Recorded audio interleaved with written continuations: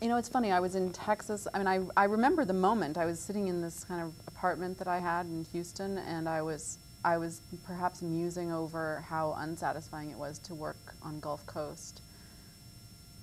And also that, well, that a lot of the most interesting poetry that I saw coming into the journal was the most quickly rejected, basically, because it was difficult to relate to or difficult to understand or didn't quite make, you know, it didn't quite look like what the editors were expecting. So for me,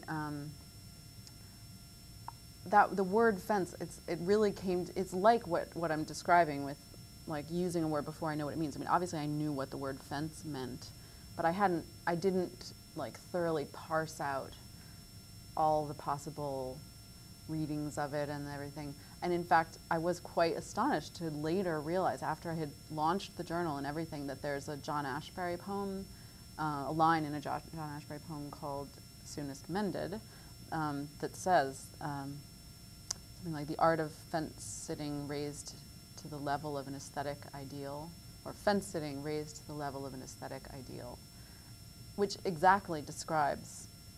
So I've kind of retroactively claimed that as the dream of fence, but yeah. But part of it really was my frustration with the general populace, but in specific the reading populace's inability to deal with ambiguity. And so, yeah.